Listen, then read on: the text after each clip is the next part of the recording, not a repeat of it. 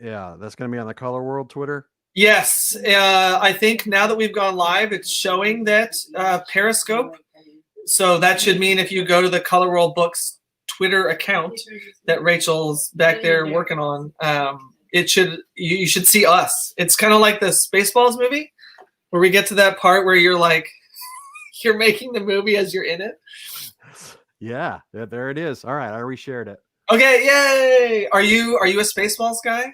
Spaceballs, I was okay with. Yeah. I'm more in terms of Mel Brooks. I think the bar was set with Blazing Saddles and Young Frankenstein. So you like those better than? I actually do.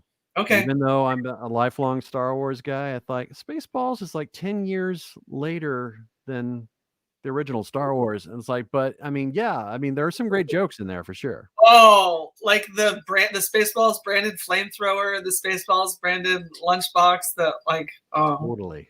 It's so good. I like it.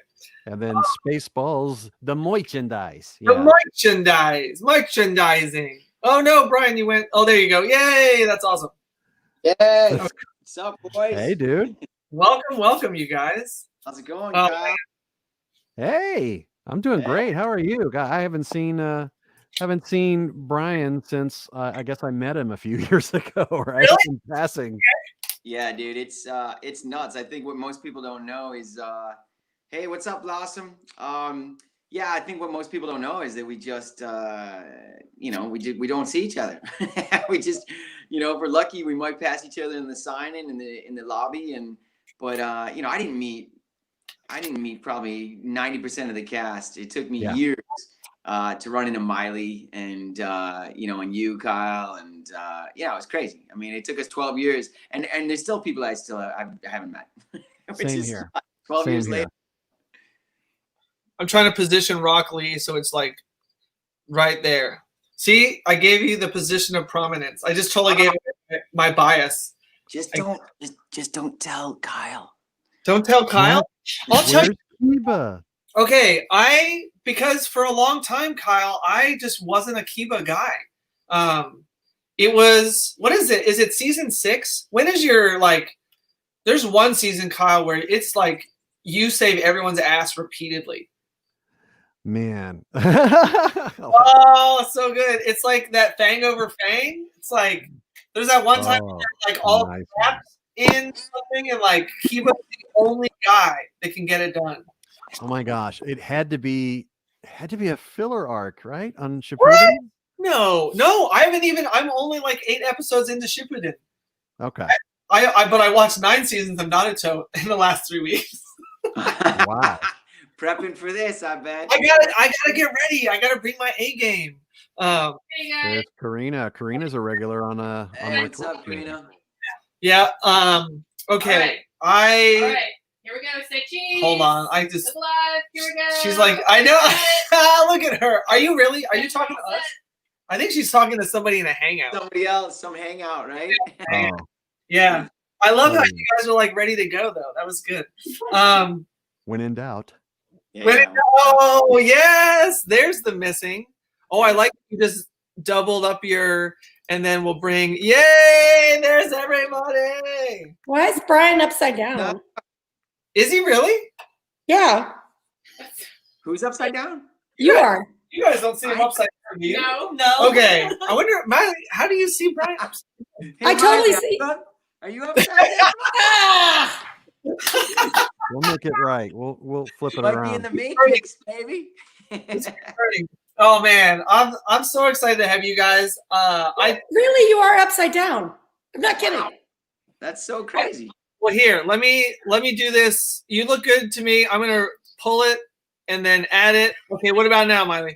I just pulled him and added him back. He's still upside down. That is so weird. Okay, Am I upside down for anyone else? No. Everybody else is right side up. Yeah, well, it could be my COVID brain right now. Oh, it's I guess. Okay, I started watching Naruto as an agreement with my friend that I would trade him for every episode of Naruto I watched. He had to watch an episode of Fairy Tail. And we came to realize pretty quickly that our son, the third child, we had Naruto. We are parents of Naruto in our family, and he says the crazy things that you just want to be like, could you have just filtered that just like a smidge before it came out of your... Miley, what was as you like got into Naruto, as you dove into season after season, like what did you think in terms of like his just no filter, none at all? It was refreshing, honestly. Yeah. Yeah. Because, having to mind your P's and Q's isn't always that fun. I think all of us are, especially in showbiz, are in a weird position. Like I can't really say like, God, I hate that show, because inevitably I will know somebody that works on it or is in it or, has worked on it or, loves it or something. So having to be a character with no filter is kind of fun. Okay. And then when you went to go audition for Naruto, like, did you audition for Naruto or did you read for a bunch of characters? Oh, really? Just Naruto. Yeah. Fantastic. Did you know anything? Did you have manga experience before it? Did you just go in totally blind? There was a drawing. I mean, I saw a drawing Of what he looked like? Of what he looked like. Yeah. Maybe 2, but I don't think more than that. And I mean, it was so long ago. Yeah. And then I figured out that it was going to be a big deal. Yeah. And I especially figured that out when I went to my very first convention, which was in London. Oh, really? And, what is it called? MCM. Have you guys been? Yep. MCM London. When I went, MCM was like maybe 1,500 people. And I think now, isn't it like 20,000 people or something? Yeah, easily, for sure. Yeah. And so the ads were out for Naruto on British television, but the show hadn't gotten there yet. So that was the very first convention that I had, which was weird. Yeah. Did anybody know who you were? Did anybody care? They cared enough, but not like now. I mean, now it's, Yeah, if I go to a convention, it's, there are lots and lots and lots and lots of people. Yeah. But yeah, so yeah, I mean, it's quite different now, of course, Yeah. Did you, in terms of the jump, I was talking earlier with somebody, the jump in art styles from the first 9 seasons of Naruto to Shippuden, did anybody else get like, what is happening? Like my eyes, I felt like it wasn't the same show. Did you feel like that at all, Miley? Was there a break at all between Naruto and Shippuden before you? We took almost a whole year where we didn't record the show at all. Okay. Because it wasn't on TV anywhere. So they were not recording it because it wasn't on the air anywhere. But that didn't coincide with when it went from Naruto to Naruto Shippuden. Like the timing wasn't the same. So It was somewhere, I think it was somewhere in the first 500 episodes or something. We took almost a whole year, like 9 or 10 months, right? Where we didn't record. Yeah. But no, I notice it more with the films. And I notice it once in a while, there'll be like a couple weird frames where it just doesn't look the same. And I'm like, did the intern do this? Like they had the intern do that little animated stuff. That part, yeah. Yeah. Brian, what was your experience jumping from Naruto to Shippuden? Was there a big change? Did it feel weird? Because a lot of times you're staring at a screen, right? And you're reading lines and you're looking at visuals. So like when the visual changed that much, did that get to you? I think I don't know who you're talking to, but I think like Miley, I just thought the same thing. I thought, oh, they spent a little less love and time and money on the next iteration, and I was like, not everything was filled in. The backgrounds were a little more basic, and I just thought, okay, where are we going with this? I mean, is this what it is? But yeah, I noticed a little quality control difference. But other than that, I mean, after it gets so blurry. I mean, probably, and I would imagine Kyle and Miley would say the same. Like you're 500 episodes deep at that point, and even with those shifts or those changes, by the fourth or fifth episode you record, it's just like, okay, you know, you don't even notice. You know. Kyle, what was the start for you? You have so many gigantic, you know, Dragon Ball is gigantic, Naruto's gigantic. What's the chicken and what's the egg for you? Where did you start? Well, I started with Dragon Ball Z in 2000. Okay. And I distinctly remember once I started going to cons, a lot of people were wearing the headbands. I was like, what is this headband thing? And I was like, oh, Naruto. I'm like, oh, I wonder if it'll come over to the States and maybe we'll get to record it or something. And sure enough, and then 2005, I moved from Dallas, where I was doing all the Funimation stuff, and I moved to LA. And within a few months of that, the dub for Naruto started on Cartoon Network, and it was huge. Yeah. And then I got to try out for Kiba, who I eventually got. And then I remember I just got like a whole mess of dudes from the opening arcs, and it's like, just read for whoever. Oh, that's cool. Yeah. So it's like, all right. Hey, I like this dog character guy. I'll try him. I'll try Kabuto. I forget who else I read for, but yeah, that's pretty wild to go from one huge franchise to another. Yeah, very cool. Kyle, have you ever sung Torn Between Two Lovers? Torn between two lovers. Yeah. Oh, that's so awesome. I can't tell you how disturbing it is to see Brian speaking upside down. I'm going to take a screenshot of this. You should. This is insane. Chat, you guys, you have to let us know. Is anybody else see him upside down besides Miley? That's so funny. I wonder why it's just Miley. Brian, I'm going to tweet it right now. Do it. Yeah. What was the first thing for you? Like, when did you know that you wanted to be an actor? How did the process start for you? What did your journey look like? That's a great question. I don't get that one very often. Certainly not the Genesis question. You know, I as you know, because you've seen my documentary about my little sister Kelly's Hollywood. You know, I was very, very, very fortunate to have a little sister who loved to perform like I did, and so you know, I had this cheerleader by my side for my whole youth, and vice versa. We just cheered each other on throughout our lives. My little sister was born with Down syndrome.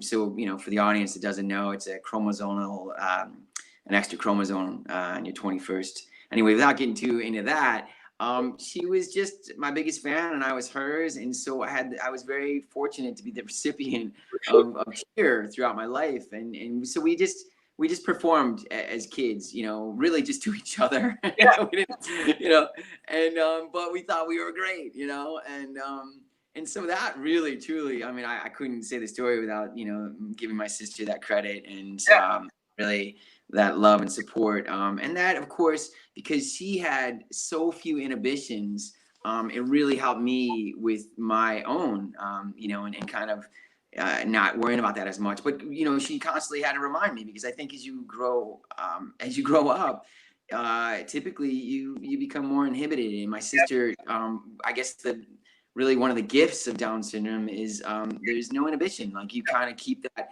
childlike, you know, joy to vivre, and so witnessing that, you know, again and again, my sister and I had a very intimate relationship, and my soulmate really, and so yeah, it was awesome to have that example throughout my life. And so then I parlayed that into just doing, you know, plays and musicals and stuff in school. Then I was a DJ in college, which was really like kind of, for me, the mic experience was so, you know, instrumental in obviously, you know, parlaying that into a career, certainly in the voice world. But, you know, for the fans that are listening, I actually have a business degree. I didn't take it all the way. You know, I don't have a performing arts degree. You know, I knew I was getting student loans, and my dad was chirping in my ear about the practicalities of, you know, life and blah, blah, blah, you know, all that stuff. And so I was torn between two lovers, you know, and actually, I wouldn't even say that. The business was not a lover, but it was practical. Yeah, I was like, ugh. But, you know, I got a business degree because I was getting like these tremendous student loans, and I was like, you know, I better get something that's practical that I could use or fall back on if, you know, the arts don't work out. And really, it's proven to be, as I'm sure Kyle and Maile would attest, it's show business. I mean, there is, so it's proven to be a huge asset in my career and my life. Even though I never really took advantage of a traditional business, the degree that I got, I've never used a formal resume. But it's show business, and you are a product. At the end of the day, you are a product, and you gotta realize that very early on if you want to find any success in this business whatsoever. Because I again, like these guys will attest. I mean, we have friends, dear friends, that are just as talented, if not more so, that have never caught the break. And I won't say all the time, but you can typically trace it to a lack of business savvy, a lack of that thrust that it takes to get up every day and do it. You can't just be an actor. You can't just, say that you're a great actor. It sadly doesn't work that way. Sometimes you get lucky, and certainly now with the social medias and, and TikTok and all that, I mean, there's a lot more avenues to find success and attention, right? And getting noticed. But, when we were starting out 30 years, or when I was 30 years ago, it was show business. I mean, you had to figure out a way, to get out there and work it, man. There wasn't like, all right, I'm awesome, here's my video on TikTok. I mean, it wasn't that, you had to make the rounds, you had to pound the pavement. I mean, it was door-to-door salesmanship, really. Yeah, well, that comment, how much it's like multi-level marketing. Like you have to do this many auditions, and then out of that, if you do that many, you'll get this many callbacks, and then out of that, you'll get this many people that will have you read for a specific role, and then out of that, you'll book this many. And so, yeah, you're not wrong. There's such a hustle involved in this. We see the question so much, like, how do I do it? How do I do it? But I joke with people, it takes like 3 to 5 years to become an overnight success. I do more like 10. Yeah, I mean, it's the 10,000 hour thing. It takes 10,000 hours to get really good at what you do, and then a little bit of luck, and then you got to do something every day, to pursue that dream of yours. I talked to one of my hangouts. I talked about grit. I said it takes grit. There's no shortcuts. You have to persevere and persist, and there's no shortcuts. When I was done my documentary and I'd gotten on Showtime, it was this little indie doc. It was like the dream come true for a filmmaker. And someone said, you should write a book, because everyone wants to know, how do you do it? Or even the VO world, like, how do you get in? And the book, I joked that it'd be one sentence like that, the Shining thing with, that Jack Nicholson at the typewriter with the one sentence over and over. Like, you work your ass off. I mean, that would be the book. Work your ass off, work your ass off, work your ass off, work your ass off. Yes. Yeah. Without, Do you ever watch Life Goes On? I know growing up in my house, I just felt, for whatever reason, I have like a particular sensitivity to people with disabilities. And I remember watching Life Goes On with my parents, and I was like, I want to be, yes. Okay. So you did. Yeah. And I ended up working at Harris Teeter, my very first job. I used to ride my bike to the grocery store at Harris Teeter in North Carolina, and there was a dude, Jeff, who had Down syndrome, and I was like, Jeff's gonna be my best friend, and we're gonna be pals. And I just always had that, and so it really spoke to me when I found Kelly's Hollywood. I'm getting ready to, for those of you who don't know, Brian did a documentary about his sister's dream and passion and love to get to Hollywood and to be a Hollywood actor. And what started out as just Brian doing something for his sister ended up becoming a huge deal, and then a lot of other people got involved, and it's a pretty amazing story. So definitely, Brian and I are thinking about doing a watch party. If you guys are interested in doing a watch party for Kelly's Hollywood, leave it in the comments, shoot us an email, and we'll make a whole night of that. Kyle, what is your origin story? Were you born in Texas, or did you make your way to Texas first to do the voice acting, and then you made your way to LA? How did that come about? Well, I was born on Krypton, and my parents shot me into a shuttle, and I somehow landed in a farm. And sorry, I'm pop culture nerd. Anyway, the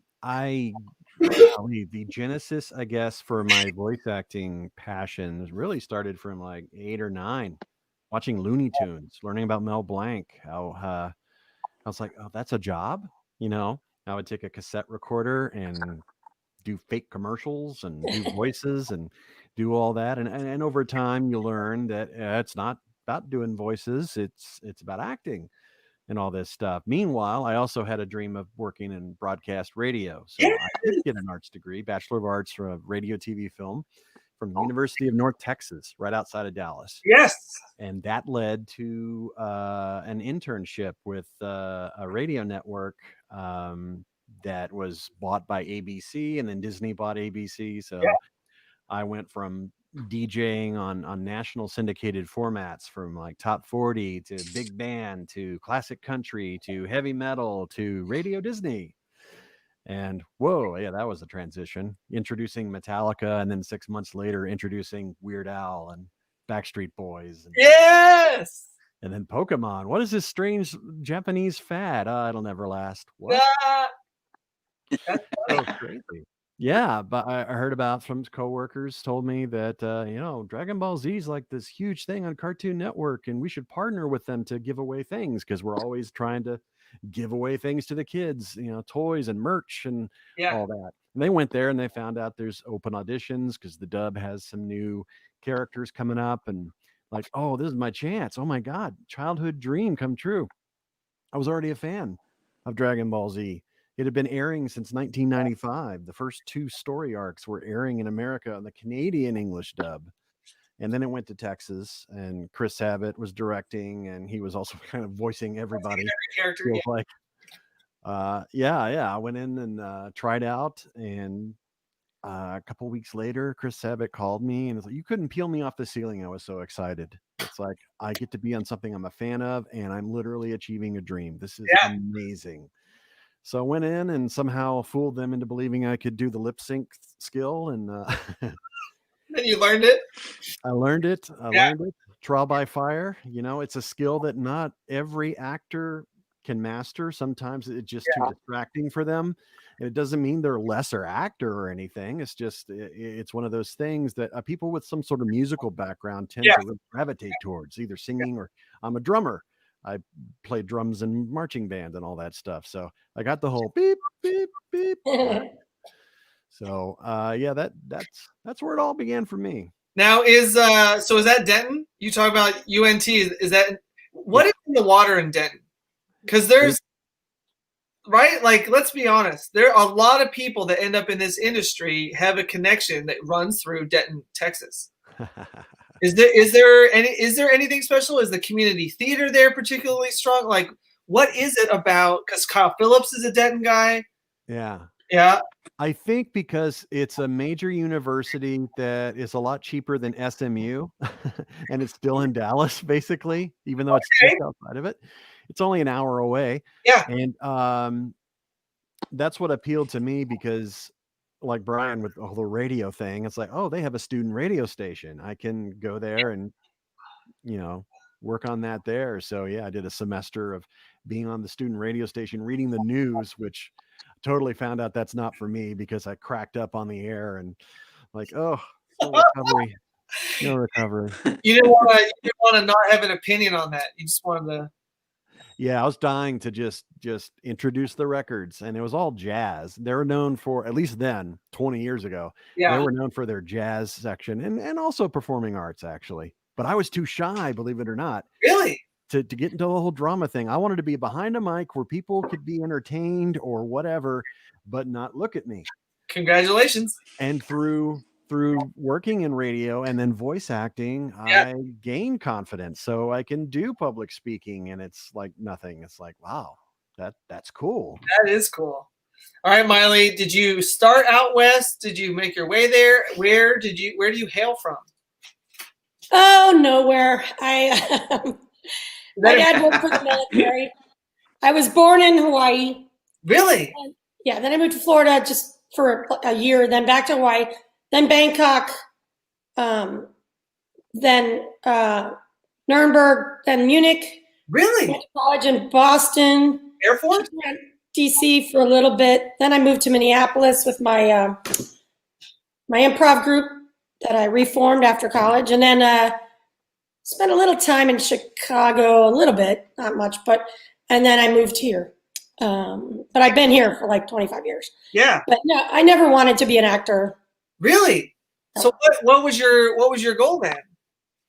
I was a poli-sci and math major. Eventually, I got my degree in poli-sci. Yeah. The concentration, I guess, in math and history or something. And but I was in this improv comedy troupe, and we were really good and really funny. And I wanted to be a spy, and I took tests to become a spy, and I went through all the drills to become a spy, and I was just sleeping on my sister's fold-out chair in Georgetown, and I'd go. My parents lived in Laurel, Maryland, for a little while, and I'd go there on the weekends, and I had to get this stupid dental work done, and so I was just waiting for my assignment, my spy assignment, and they were going to send me probably to language school, which would have been out here, but in Monterey, and then I decided I wanted to reform my comedy group, and then my spy position hadn't opened up yet, and I said, I'm passing on the spy bit. And I thought, my dad was a spy, so I had some ins, but so, and that really did not make my parents happy at all, of course. I always thought I was going to work for the State Department or be a politician or be a spy. So that was my goal. That is so Hunter x Hunter. Everything you just said is like, that's just what, Killua? That his parents like are in the mafia in that universe of Hunter x Hunter, and then he's like, I don't want to kill people like you guys do. I'm gonna. Oh, that's funny. Right? Is that an anime? Yeah. Show? Hunter. Oh, yeah.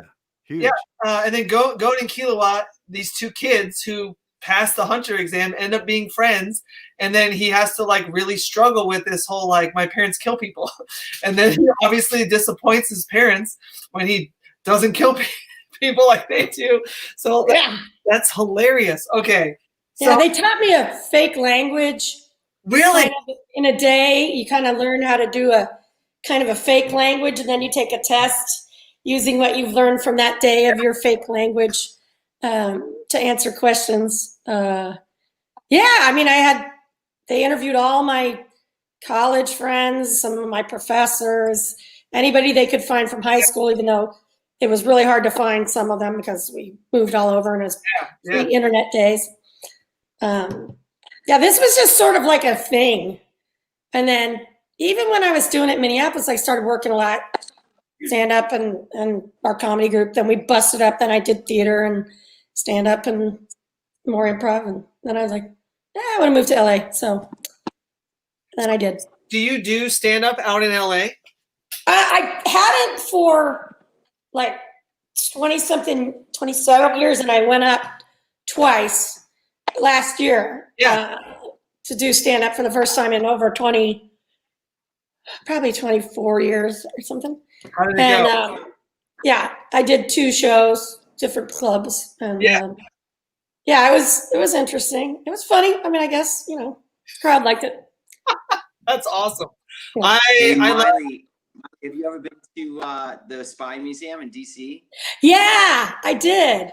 I think it just closed. Did I read? Oh, maybe the museum closed, the Spy Museum. Oh, I loved it. My only wish was that my father had already passed on, so that I could have gone with him to the Spy Museum, because I think he would have just loved it. And all the spy stuff that's coming out now, both of my parents have passed on, and I just want to know what they would think of this. Yeah. What's happening, with the FBI and all the Mueller probe, and it would just be interesting. Anyway. Man. So how did you get the how did it come to you? Did an agent bring Naruto to you? No, I moved here with the play. I knew I was going to move here, but I ran out of money. I didn't have any money. So I was going to move here with a friend, but I didn't have any money. So I ended up moving 3 years later after Minneapolis, and I was in a play. I moved with a play. I did a one-woman Sound of Music. Okay. First, I did a play before that with this cast. And then after that, I do a late night show where I did the Sound of Music in 50 minutes, all the characters in 50 minutes. And then some agents came to see it, and they were commercial agents and they signed me, and then they were like, you have an interesting voice. Have you done voiceover? And I was like, I tried a little in Minneapolis. There wasn't a lot of work for that. And they said, take this class, this class, this class, get your demo done by Sue Blue. And I followed everything that they did. I was doing a lot of on-camera commercials. So all my money I would just reinvest in these voiceover classes.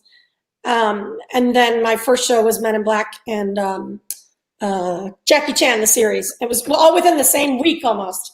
I was guest star on those 2 shows. Yeah. That is awesome. And okay. But I didn't quit my day job for years and years and years after that. I still had my day job when I was on a lead on a series, I think. Really? Yeah. Mm-hmm.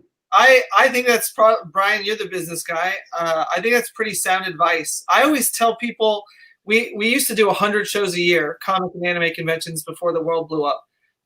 And we would have like fans at the show would be like, oh, I want to do what you guys do. And I would say the same thing. I'd be like, whatever you do, you can come do a few with us.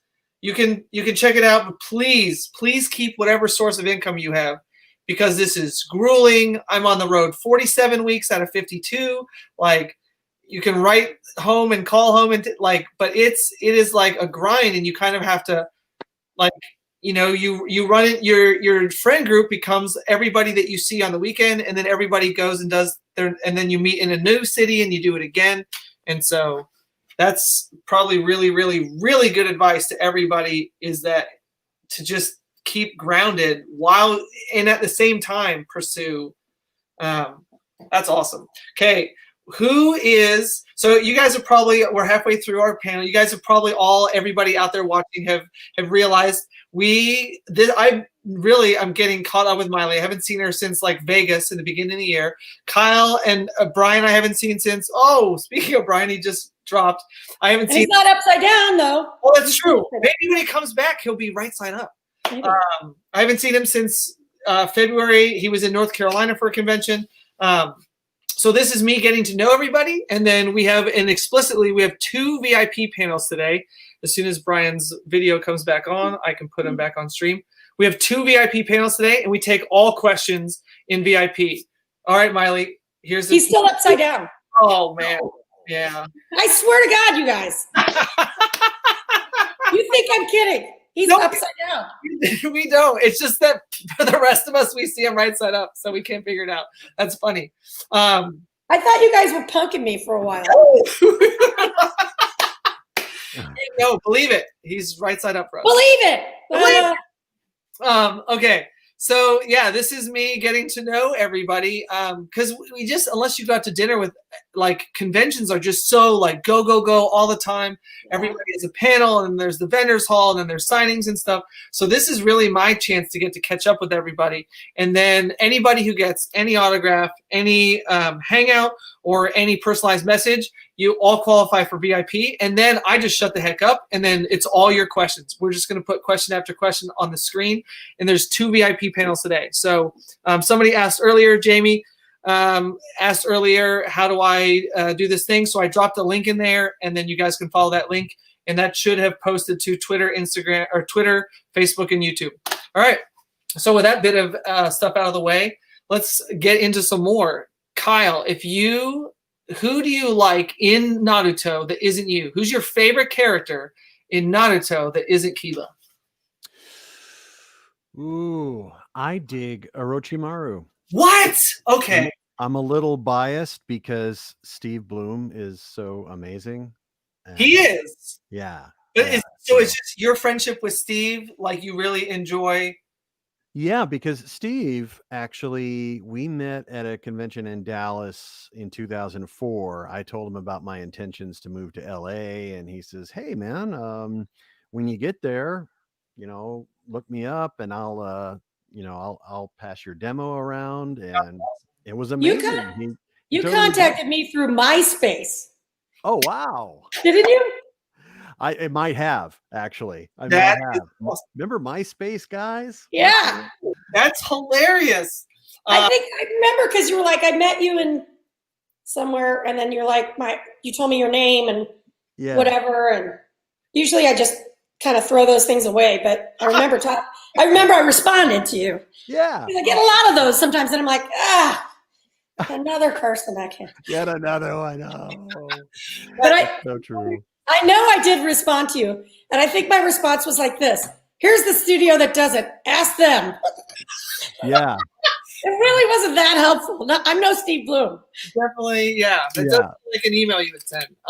So I'm so man, Kyle. When you said Kabuto, like you read for, I'm so happy you did not get. That guy is such a douchebag. Like I like honesty. Honesty is my like number one thing. Like if I'm one thing, I might be rude. I might not think of the best way to phrase something. Like I can be accused of a lot of things, but that Kabuto just is such a freaking traitor that like it really. So I'm very glad that you got Kiba and not. I don't even want to know the voice actor in case like they ever come on and I can just pretend like I didn't know they were Kabuto. All right. So Miley, who besides Naruto, who is your favorite character in the Naruto universe? Well,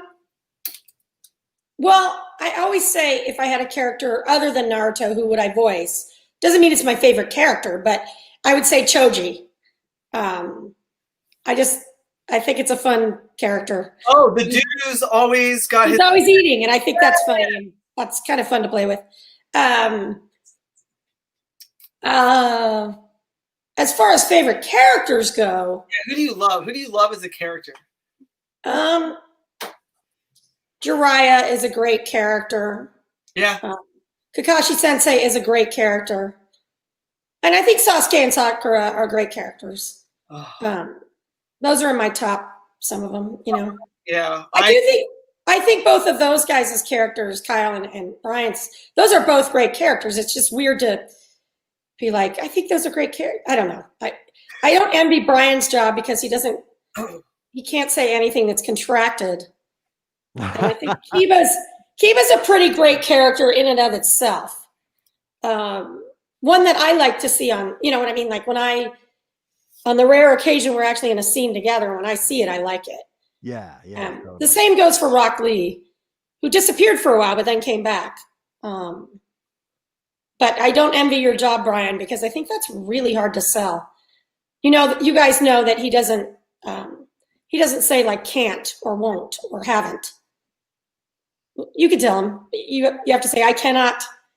And didn't Mary Elizabeth and you say like after the first 2 months you're like, what the hell did we get ourselves into with this? And Brian, it says you're muted, so you're going to want to unmute before you. It says I can't unmute you because you chose to mute yourself. Yeah. There you go. My apologies. I am in frequency hell right now, unfortunately, because you guys are stumbled. Can you guys hear me okay? Am I you're good. clean and Got clear? you. Yep. Okay, good. So yeah. But I think the question, and Miley was referring to my lack of contractions. Yeah, it was that was brutal. It's still brutal. I mean, no one talks like that anymore. I mean, nobody. 12 years of like, you know, not being able to contract. That was a challenge, to say the least. But yet embraced by the fans, and also part of, you know, Rock Lee's charm, right? Emotionally, he's just this like floodgate. You know, he's trying to maintain this proper, you know, knight in shining armor, old school, you know, politeness and what have you. But yeah, you know, and maybe this is because I'm codependent, but you know, I've always loved guy senseis. You know, Lee. You know, I mean, yeah, and we're codependent, right? So of course he's my favorite other character.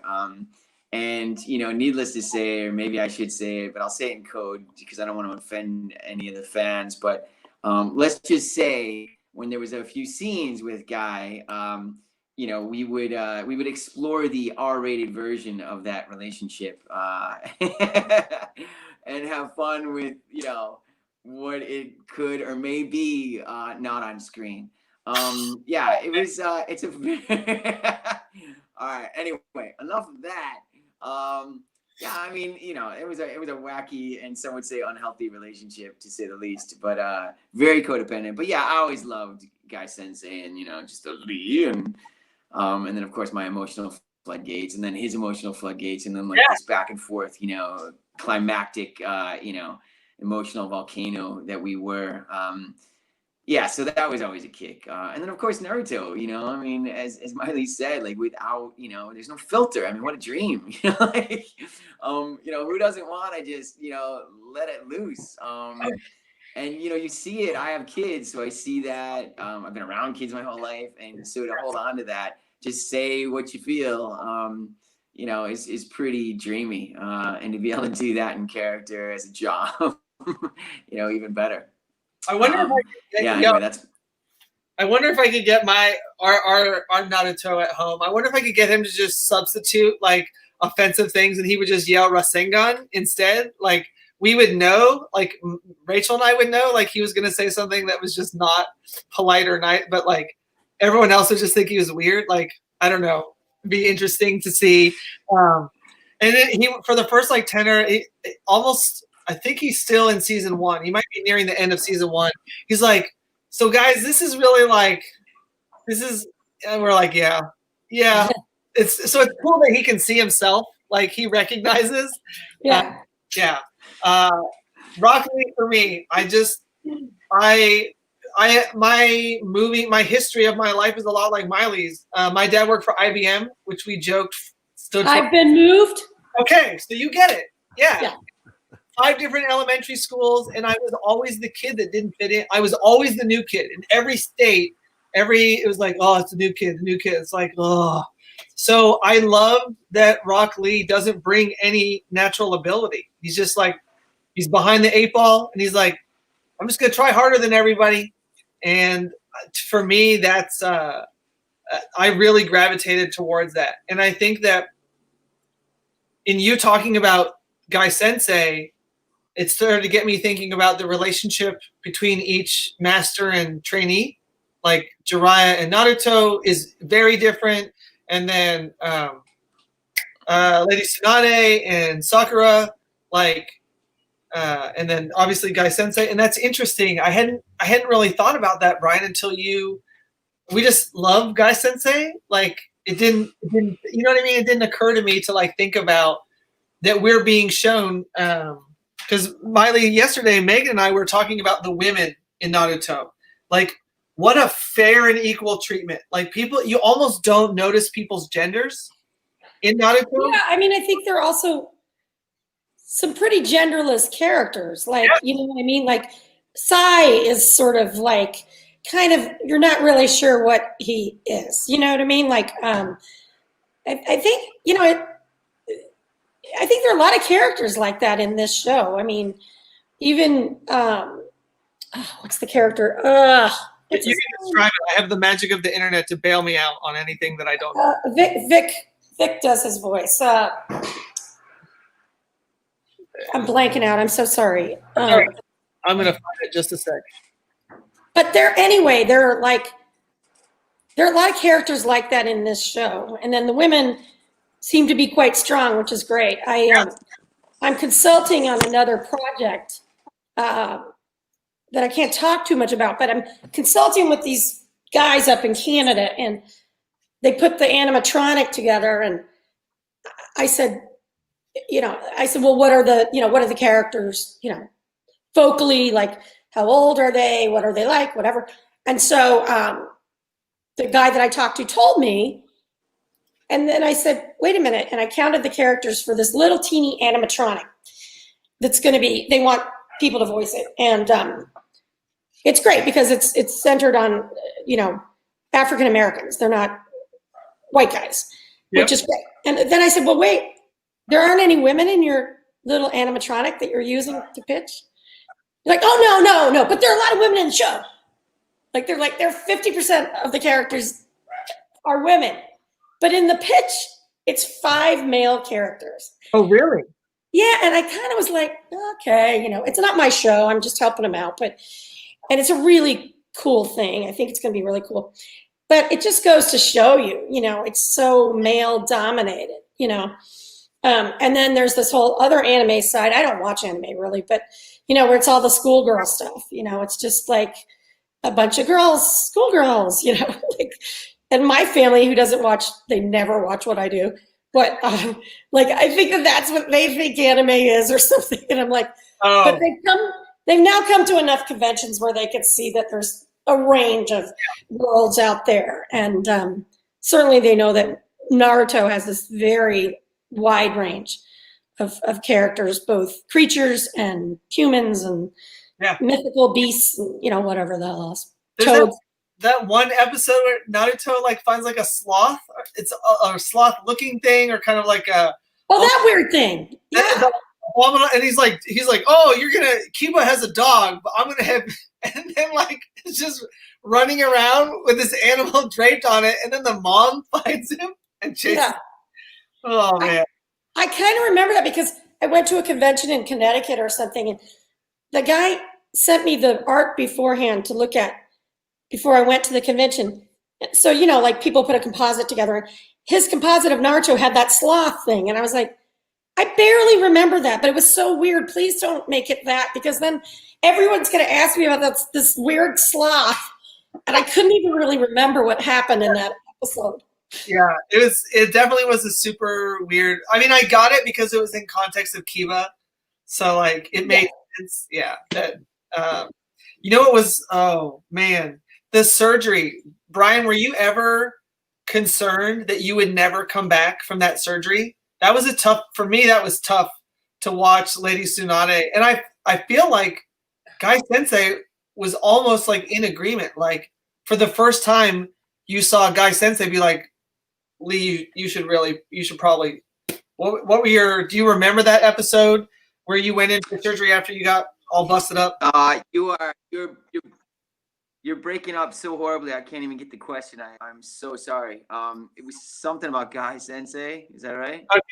I'll send the question there should be a private chat on the right hand side. Yeah. So then, okay. So Kyle, send me the question. I will send that over to you. Okay. Sorry, that was my next question. So now I without a segue, I have to go. So Nagito is the character that you were talking about, Miley, that is like genderless. That was the one that you were trying to think of. With a Kabuto? No, it's Nagito. Here. It looks like maybe. Yeah. Nagito? Nagato. Yeah, I think Nagato's one, and then I think Sai is a little bit sort of not quite gender specific in a way, maybe. The CEE. Huh? It says it's I don't know how to say it. It's spelled CEE. You see that one right there? CEE, is that the character you were thinking of that was without gender? Where does it say? Oh, if you're on a phone, then this will be like really. I'm not on a phone. Okay. Oh, I see. Right. Yes, that is definitely. Okay. Yeah, that's definitely. Yeah. Okay. That's what we were trying to think. So that looks like a Shippuden character, because I'm only like 6 episodes in it. It took me a minute to watch 9 seasons of Naruto. So I'm not there yet. So Kyle, for you, if you could pick one thing to have another season, what would you, of all the stuff that you're in, right? 7 Deadly Sins, JoJo's Bizarre Adventure, Naruto, if there was a Street Fighter anime, like if you could pick one thing that you're in to have another season, what would it be? That's a good question. Wow. I have a feeling that some of these shows will probably have more seasons anyway. That's okay. I'm really just, to me, it's a better way to ask what your favorite is. That's true. That's true. Work. I feel like it's just a matter of time, but I do want to see where the Dragon Ball universe goes, movie-wise, or if they do another series. I haven't heard any rumors or rumblings, but I seriously hope. And yeah, every actor wants their character to have big moments. That's a big thing, because Gohan hasn't really had a moment to shine that's too long. He got to have a moment where he could show his fighting skills to a degree at the end of Dragon Ball Super. but I would love to see that more explored. So hopefully, wherever they go in the future, whenever it happens, because they'd be silly not to do that. That's the one I'm really hopeful for. Okay, so Miley, if you could have anything that you're in have another season, what would you have another season of? Whatever pays the most money. That's awesome. One of my favorite moments, there was, I'm trying to think of, there was two actresses. One of them was Sandra Bullock. Who was the other one? In a really funny movie. I feel it's like a buddy cop movie. Melissa McCarthy? They did a buddy cop movie, yeah. Yeah, they did. Yeah. The Heat. The Heat? Is that it? Yeah, that's it, yeah. And she went on, it was probably Trevor Noah, The Daily Show, maybe Seth Meyers. And she had essentially demanded that she get paid what she was worth. And then the studio yielded and they did pay her what she was, and it was just like a really cool, because women are fighting for equal pay in sports, in entertainment, in all over the place. So I mean, I am partially kidding, but but sort of and sort of not. But I honestly don't think, and I have no knowledge of this, but I swear to God, I just don't think Naruto's ever going to die. I don't think the franchise will ever die. I think even after Boruto, I think they're going to make some other weird version of it, where it's a prequel or something. I think it's so strong and it's so beloved, and also ultimately makes them a lot of money that I think that they don't want to let it go.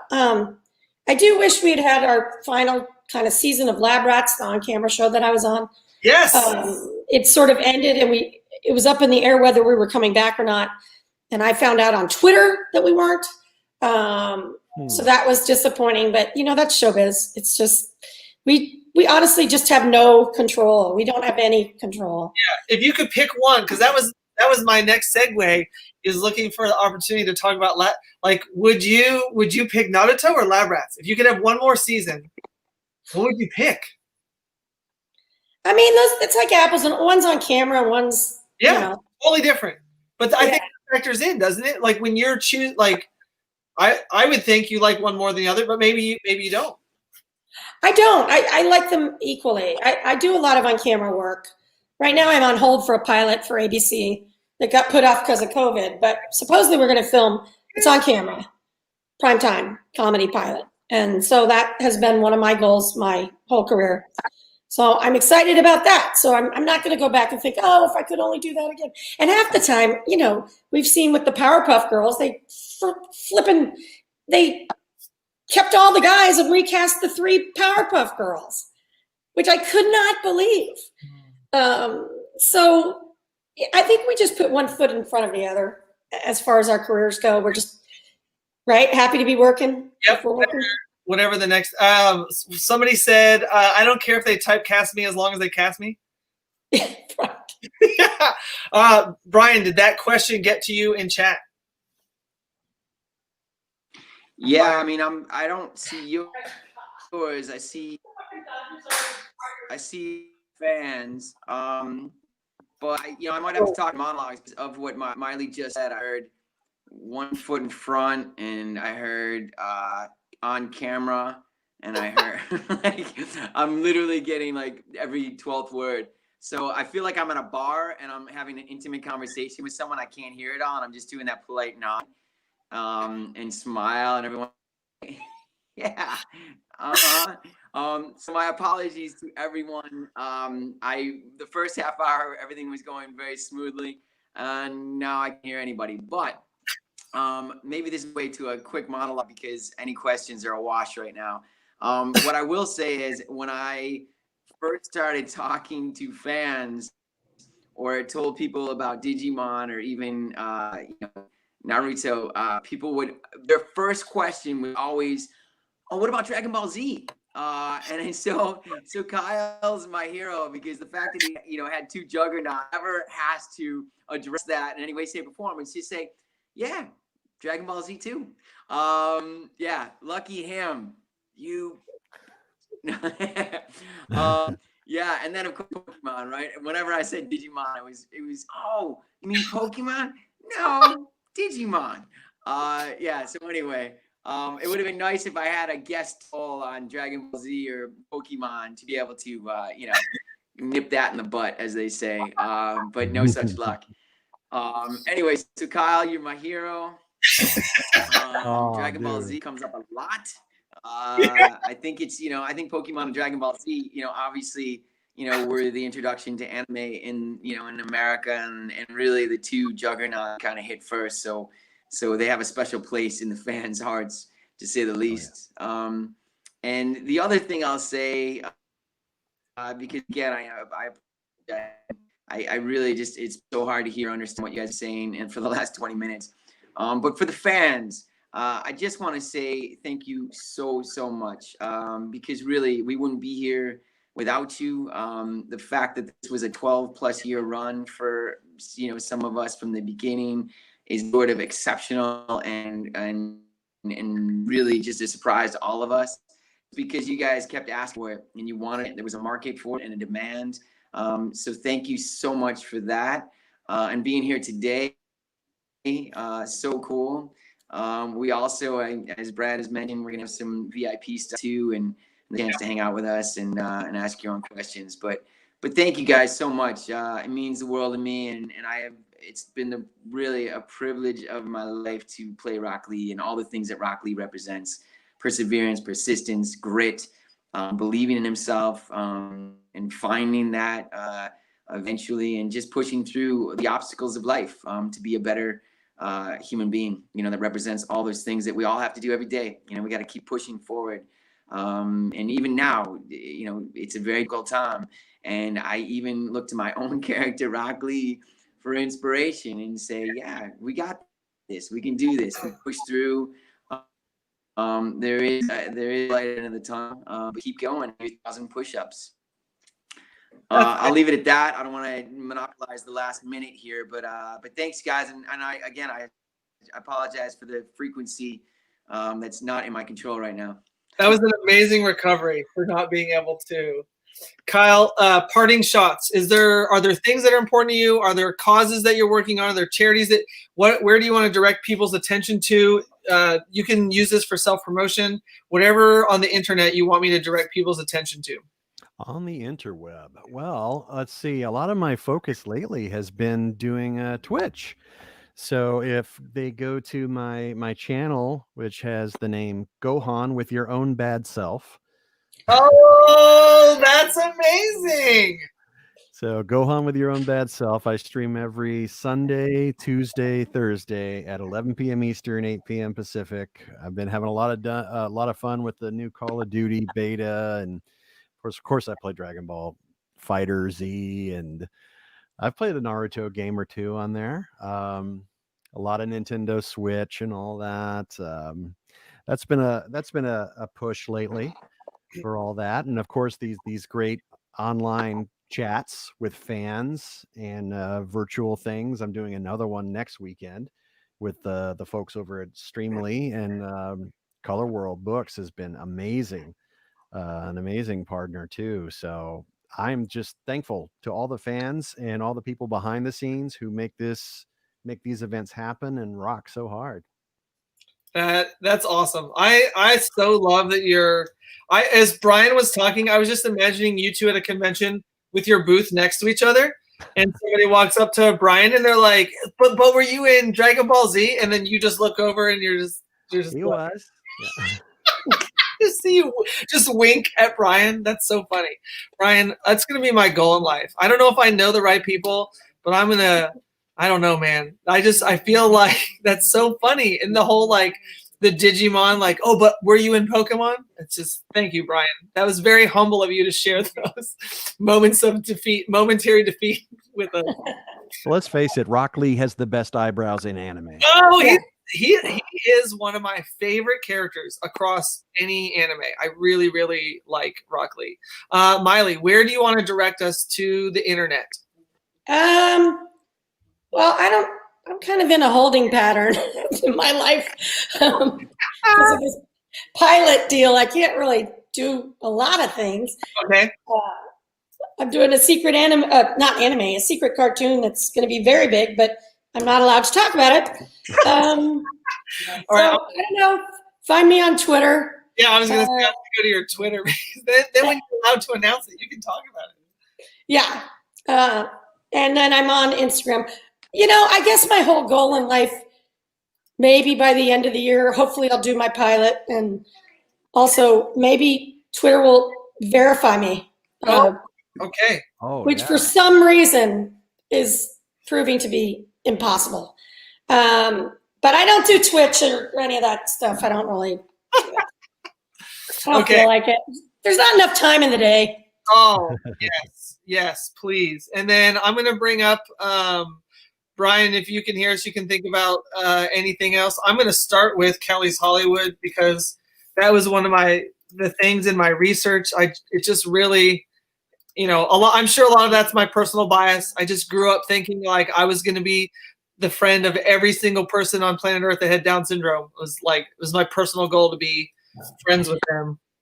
I watched every episode of Life Goes On.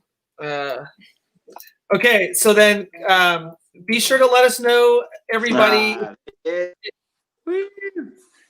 you want to do comments. I can't hear you. But it was a nice surprise, brother. And yeah, I mean, if I could direct anybody to anything, and it would be the film. It's you know, it's on Amazon and Amazon Prime. If you go to Amazon, type Kelly's Hollywood, follow that Facebook page. You know, it's so easy to recommend because it's just a reminder of holding on to your dreams and that we're all here for a reason, and never forget that your dreams can come true. I've seen it time and time and time again. Again, if you put in that work and that grit, it can happen to you. But yeah, it's a real feel-good movie. It's a love story between my sister and I. Thank you for the promotion and fans. I actually have a hang about it at now, I think. But thank you guys. Thanks again. And yeah, if you get to my film, you'll make some popcorn. It's a wonderful 82 minutes, and it'll remind you why we're here and why we love.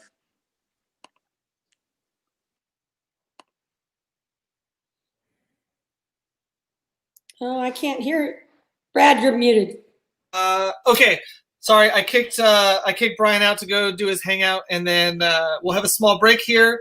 The first VIP starts in like 30 minutes, and then you guys just get with us offline in terms of like specific schedules. And then thank you, everybody. Everybody remember to go. There's 2 VIPs. So if you have any trouble behind this metal wall of Naruto right here, we have a whole staff of people that are working behind the scenes to make sure everybody's taken care of.